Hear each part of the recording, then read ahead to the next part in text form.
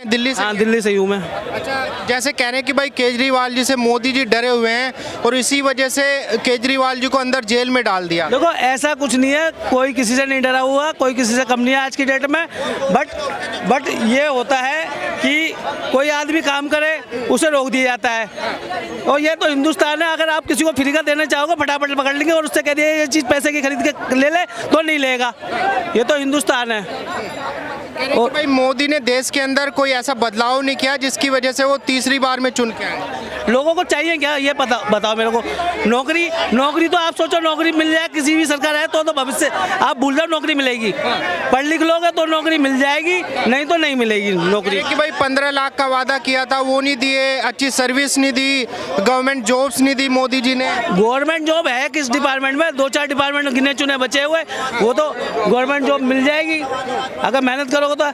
आज हमारी गली से एक लड़का अभी 2-4 साल पहले ही सिलेक्ट होकर गया मिलिट्री में। उसने मेहनत करी है, अच्छे उसके सामने हार के तब जाके वो सिलेक्ट होकर आज मिलिट्री में लगा हुआ है, वो फौज में। जो कांग्रेस ने अभी अपना घोषणा पत्र जारी किया है, जो अपना मैनिफेस्टो जारी किया है, उसमें उन्होंने बोला है कि भाई हम महिलाओं को, देश की महिलाओं को 1-1 लाख रुपए सालाना जो है उनके अकाउंट में देंगे।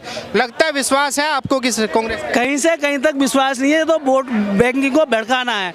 कैसे ना कैसे वोट मिल जाए कांग्रेस को। 75 साल कांग्रेस राज कर चुकी है दिल्ली के अंदर, देखा जाए तो कुछ भी नहीं है। मनमोहन सिंह जी थे, वो सोनिया के इशारे पे चलते थे तब जाके बोलते थे, उससे पहले बोलते ही नहीं थे। जैसे बीजेपी नारा लगा रही है भाई 2024 में 400 पार का नारा, ये बिल्कुल निश्चित है। 2024 में 400 का पार का नारा है और हिंदू राष्ट्रीय 101% होकर रहेगा। जय श्री राम। 400 पार हो जाएगा। आज जनता को पता है, पढ़े लिखे युवा को पता है क्या मैं कह रहा हूँ 80-90 साल के पहुंचे हो, उनसे पूछो कि मोदी जी की पावर क्या है।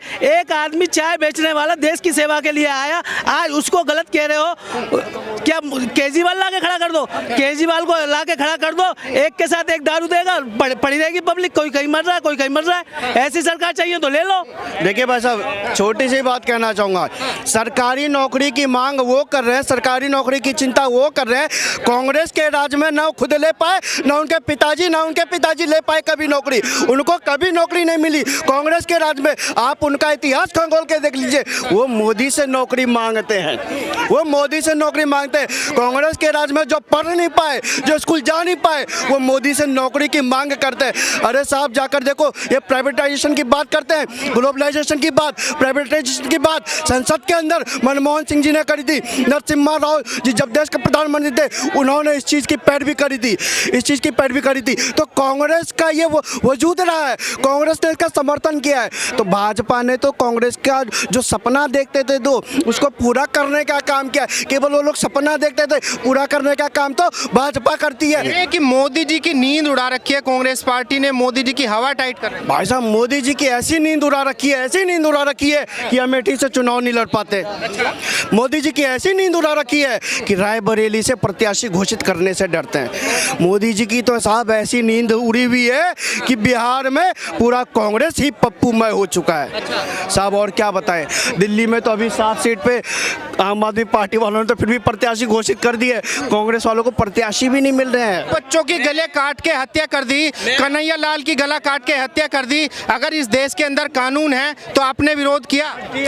मैं उसका विरोध करता हूं जो उसे समर्थन करते हैं। यहाँ पे बोल रहे हैं मैं यहाँ पे नहीं, मैं खुल करके बोलता हूँ। मैं किसी पार्टी से नहीं हूँ, मैं इनकी तरह मेरे भाई की तरह मैं बीजेपी से नहीं हूँ, ना मैं कांग्रेस से हूँ, ना मैं केजरीवाल के साथ में हूँ, ना मैं किसी के। मैं एक युवा हूँ, मैं शांत। अच्छा मुझे बताइए, 2024 का लोकसभा चुनाव तारीखों का ऐलान हो चुका है, मुझे बताइए क्या लग रहा है 2024 में इस बार किस नेता को मौका मिलना चाहिए? मैं ये बोलूंगा हर 5 साल बाद सरकार चेंज होनी चाहिए बस। अगर पाना कौन चाहिए? मेरे हिसाब से हमारे माननीय प्रधानमंत्री मोदी जी के क्वालिफिकेशन देखिए, फिर अन्य पार्टियों की क्वालिफिकेशन देखिए, उसके बाद में डिसाइड कर लीजिए ना बस।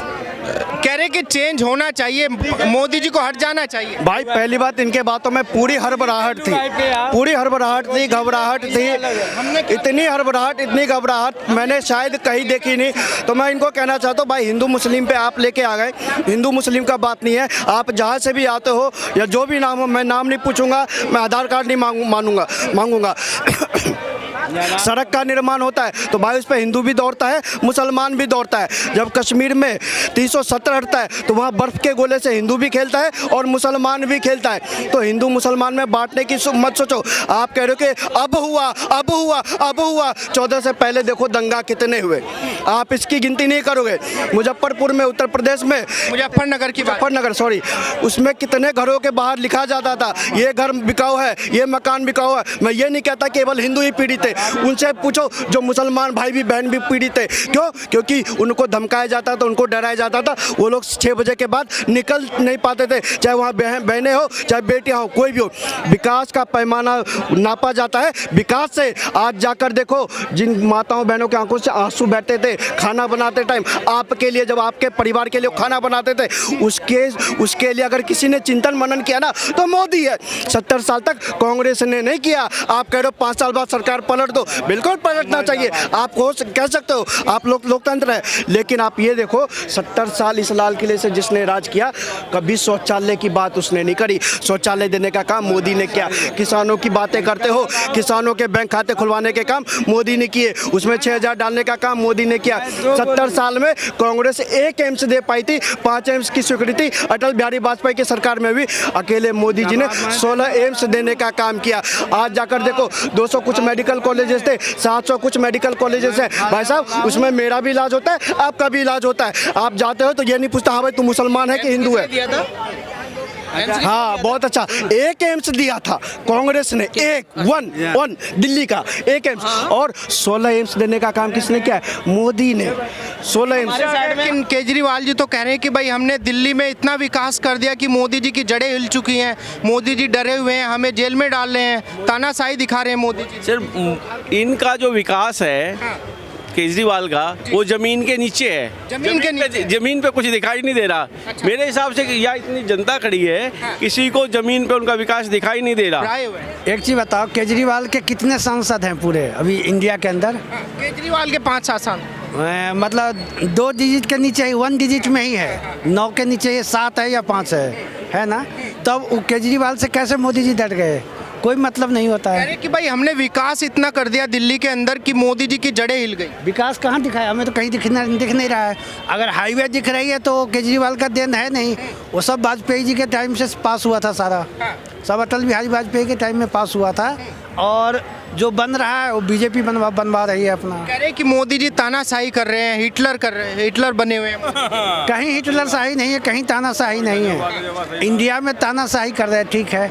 वर्ल्ड जो है आज के डेट में मोदी जी को सलाम कर रहा है, पूरा विश्व जो है सलाम कर रहा है। क्यों कर रहा है? कुछ अच्छाई है तभी तो कर रहा है।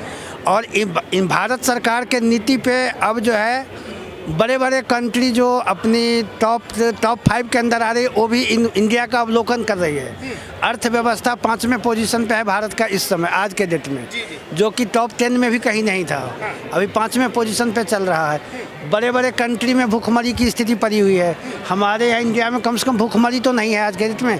कोई आदमी आप बता दो जो भूखा मर रहा है खाने के बिना। मोदी जी जीत पाएंगे?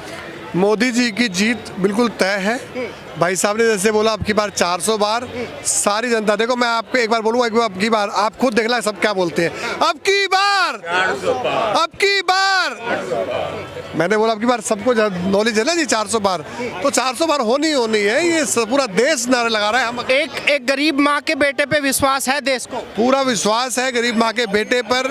उस बेटे कांग्रेस ने गलत कर दिया, वो नहीं भी करता घोषणा पत्र में ना, तो माइनॉरिटी उसके साथ था ही, और ये करके और हिंदुत्व वोट को और दूर बना लिया।